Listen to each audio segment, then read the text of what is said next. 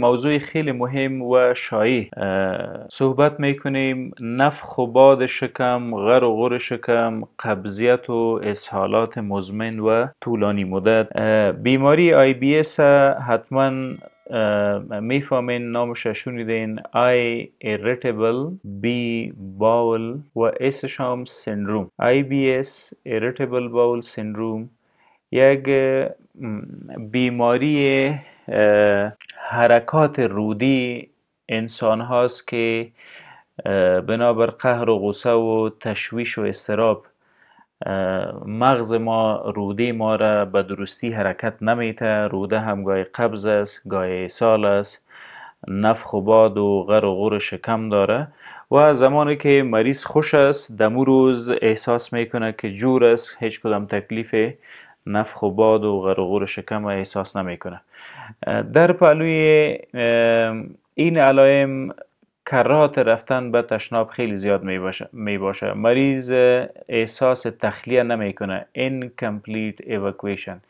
یعنی کسایی که به IBS یا irritable bowel syndrome مبتلا هستند بار بار تشناب میره، ولی مواد غایطه احساس میکنه که به درستی تخلیه نشده، یک چیز مواد غایطه در داخل رکتم یا قسمت از روده ما باقی مانده. یکی از نشانه های موجودیت IBS در مریض است و در ضمن بعد از خوردن نان بلوتینگز، غر و غر، سر و صدا و پوندیدن شکم از علائم مهم IBS شمرده میشه. در پهلوی اینها گاه مریض قبض است، گاه اسهال است، گاه هر دو اسهال و قبض تجربه میکنه. روی هم از اینا مفصل گپ میزنیم که چگونه در IBS اسهال و قبض به وجود میتونه بیایه. کانستیپیشن و در پهلویش دایریا یا اسهال از جمله علائم است که در مریض مبتلا به IBS دیده میشه. خب قسمی که قبلا گفتیم irritable bowel syndrome. کلمه سندروم به این معنا که چندین علت با هم یک جا شده و مرض IBS به وجود آورده. IBS تکلیف روده کلان ماست که در پهلوی دردی که در ناحیه قفس سینه، یعنی ناحیه پایینتر قفس سینه، ناحیه معده احساس میشه، نفخ و باد، غر و غر، پوندیدن شکم و احساس گرنگی و گنگسی بعد از خوردن نان به وجود میاد. روده ما شامل سیکم یا قسمت اولی روده کلان، ای هم اپندکس روده کلان ماست. ای بخش روده به نام ascending colon یاد میشه، ascending colon و قسمت افقی روده کلان ما به نام transverse colon یاد میشه، transverse colon و ای هم شد descending colon دیگه کلون یا روده کلان دیساند میکنه به طرف پایین که الا از رای مقعد مواد غایطه رو به بیرون اخراج کنه. ای بخش کلون ما به نام سگماید کلون یاد میشه، سگماید کلون و قسمت تحتانی امعای بزرگ رکتم، جایی که مواد غایطه ذخیره میشه و انس از طریق مقعد هم به بیرون خارج میشه. عملیه دفع مواد غایطه توسط حرکات مخصوص عضلات در روده ما به وجود میاد.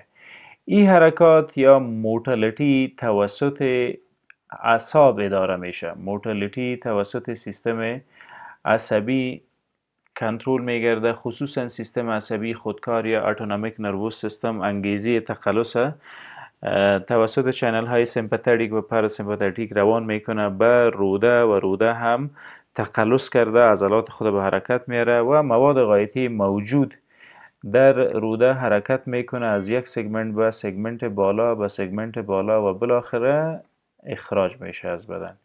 این پروسه نرمال دیفیکیشن یا دفع مواد غایطه است. اگر حرکات روده یا موتیلیتی درست صورت نگرفت، ابنارمال موتیلیتیز بود، ابنارمال موتیلیتی یا حرکات غیر نرمال، غیر نورمال چی معنا؟ یعنی گاهی اوقات حرکات بیش از حد صورت گرفت، اینکریز مورتالیتی بود.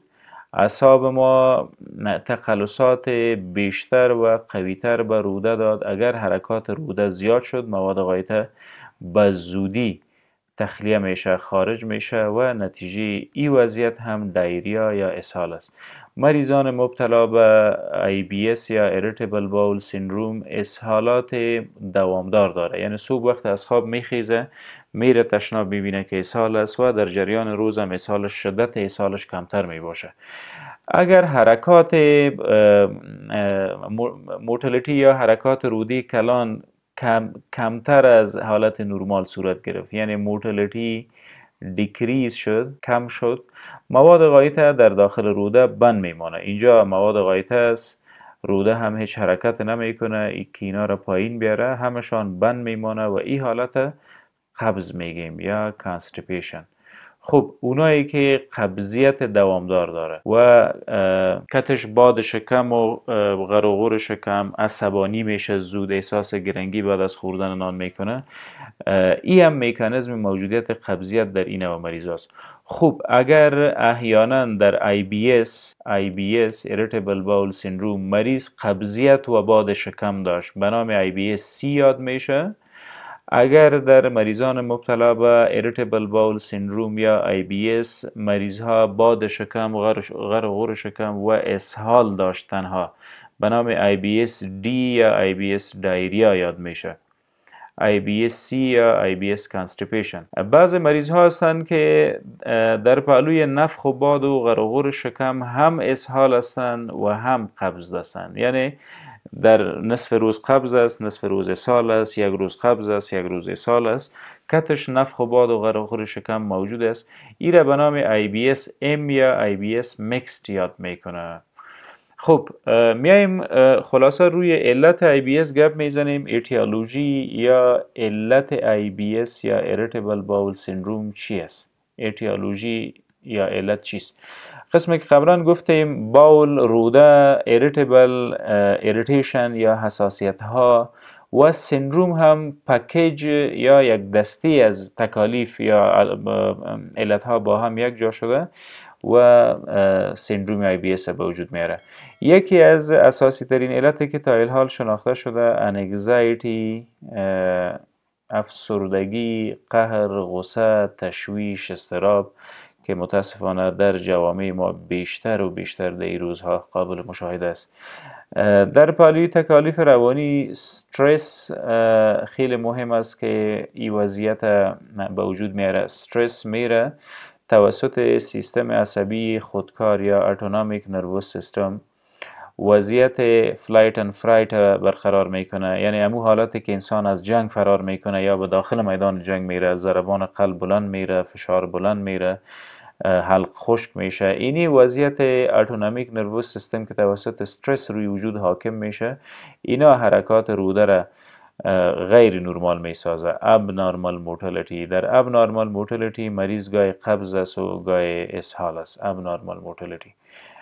در پهلوی قهر و غصه و تشویش و اضطراب، انفکشنز، التهاب ها و عفونت ها میتونه سبب IBS بگرده. اگر خود عفونت و التهاب توسط میکروب و پرازیت اگر نتوانست IBS به وجود بیاره، میتونه IBS شدت ببخشه. مثلا اگر تکلیف روانی هم داریم، قهر و غصه و تشویش اضطراب هم موجود است و در پهلویش امیب داریم، امیبیاسیس.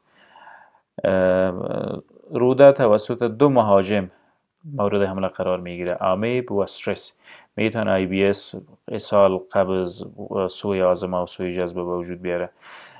همچنان در علتها استرس، انفکشنز، اینا سکته های مغزی، بعض انسان ها بنا به فشار بلند TIA یا ترانزینت اسکمیک اتک داشتن، دوباره پس جور شده، ریکوری کردن، ولی در هنگامی که اسکیمی به وجود آمده بود، رگ‌های عصبی، خصوصا رگ‌های عصبی که انگیزه به اتونومیک نروس سیستم یا سیستم عصبی خودکار میته، صدمه دیده و درست انگیزه را انتقال نمیده. در اینا مرض IBS بیشتر قابل دید است. نسبت به مردها نسبت به مردها تقریبا 3 برابر، به تناسب مردا 3 برابر در زنها بیشتر است. یعنی در مقابل یک مرد 3 زن میتونه که مرض IBS داشته باشه. یک چیز خیلی مهم دیگه که در موجودیت IBS قابل مشاهده است، اکثرا خانمایی که در مریضی ماهوار خود دسمنوریا داره، دسمنوریا یا دردهای شدید بطنی و دسمنوریا و کمر احساس میکنن و همچنان در زمان مریضی ماهوار و یک روز قبل از مریضی ماهوار قهر و غصه و عصبانیت دارند و این وضعیت به نام پری منسترال سیندروم یا PMS یاد میکنه. این نوع افراد بیشتر میلان داره که مرض IBS داشته باشه. Irritable bowel syndrome یا IBS در معالجه IBS مسئولیت ها مساویانه میان مریض و دکتر یا مریض و معالج باید تقسیم گردد. خب اونایی که مبتلا به مشکل روانی هستن، انگزایتی دارن یا استرس دارن یا قهر و غصه و تشویش و اضطراب و وسواس داره، اینا باید برای معالجه انگزایتی را کنترل بکنن. اگر سدنتری لایف استایل داره، میخوره، مینوشه و میخوابه، سدنتری لایف استایل،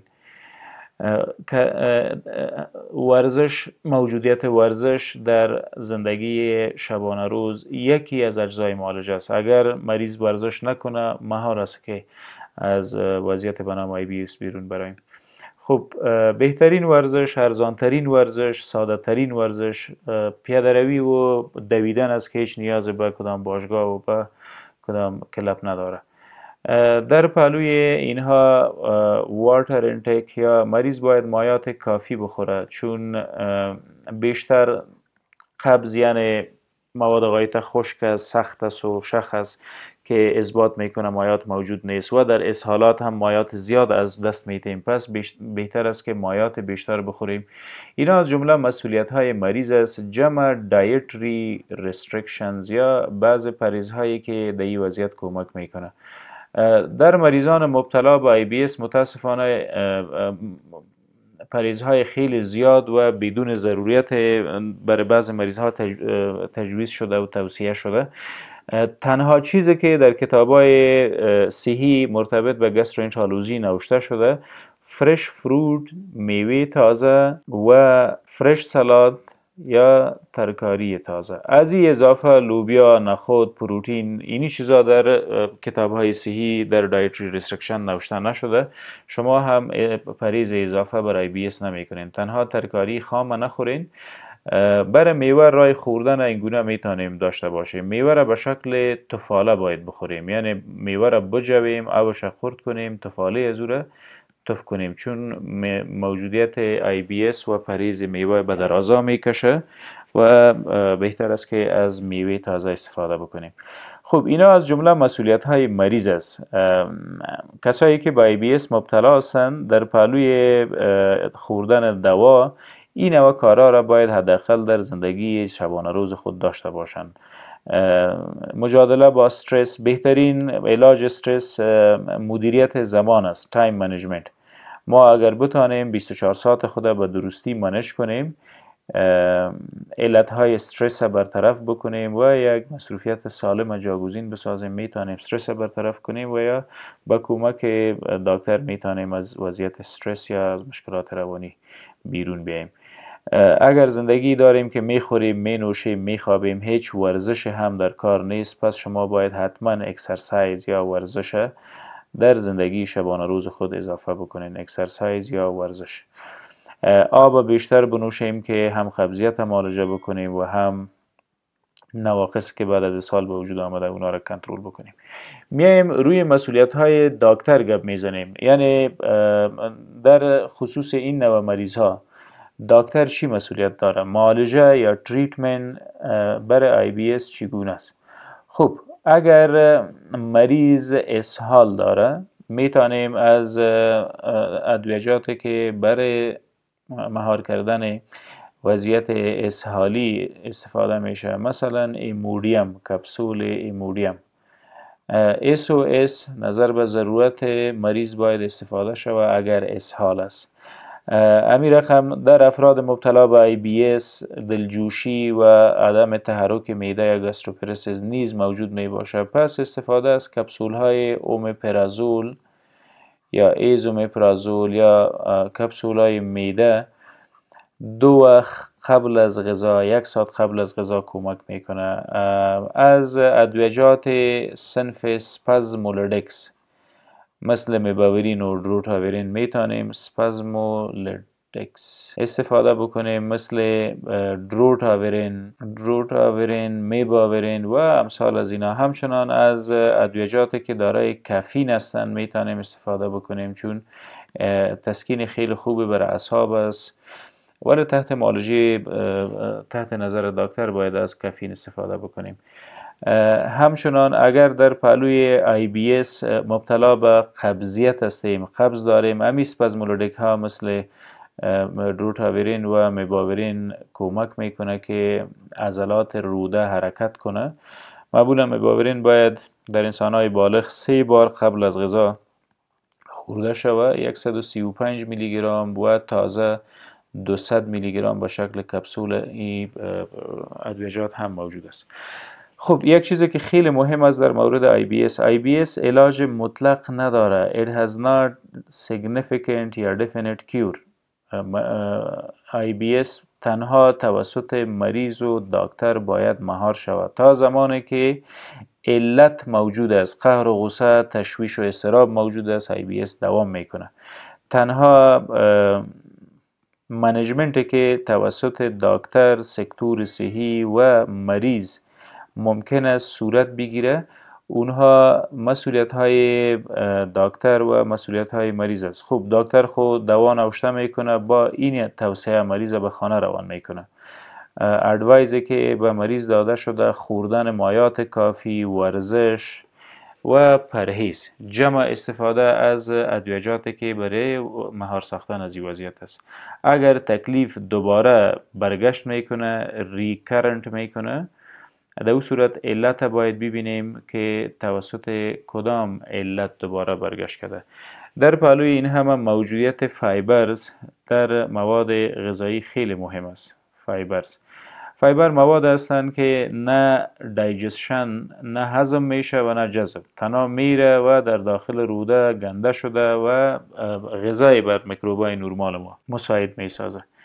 خوب دایجستشن فایبر صورت نمیگیره، بیشتر در حبوبات بیشتر است. در مریضان مبتلا به IBS قبلا گفتیم که ترکاری خام باید نخوره، ترکاری باب، ولی به خاطری که منابع فایبر استفاده بکنیم، امی ترکاری خام پخته کنن بخورن، سبزیجات پخته کنن بخورین، خام نخورین که غرغور و باد و قبضیت شکم بیشتر میسازه. پخته اگر استفاده بکنیم خیلی خوب است، حتی میتونه امو ضروریات فایبر ما را هم مرفوع بکنه.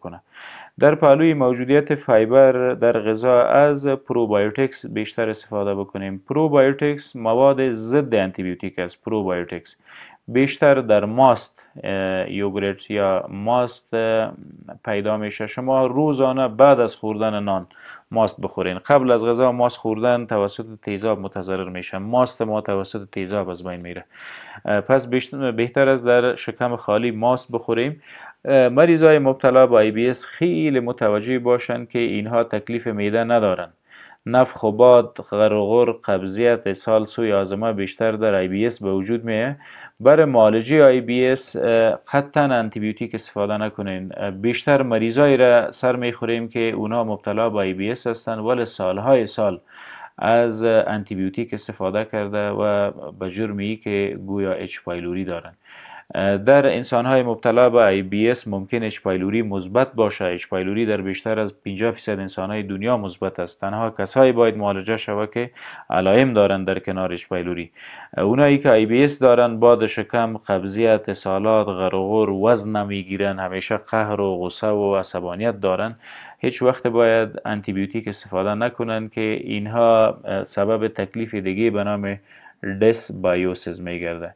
یعنی دمو روده کلانه که حرکات موجود نبود یا حرکات بنا به مشکل روانی کم شده بود، مالجی غلط یا استفاده انتی بیوتیک تکلیف دیگه را به نام دسبایوسیس به وجود آورد. یعنی دفاع داخل روده که توسط میکروبای نرمال صورت میگرفت دیگه درستتر صورت نمیگیره و یک دریچه میسازه به لیکی گت سیندروم یا مادر تمام امراض، لیکی گت سیندروم.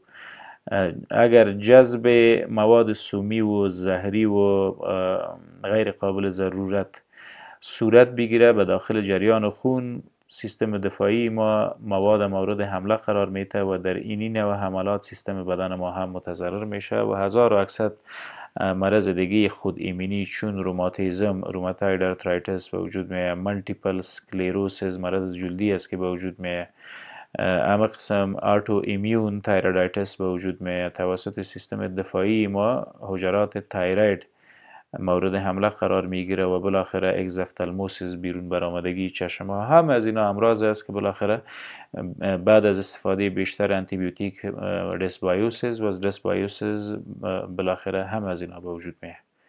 ممنون.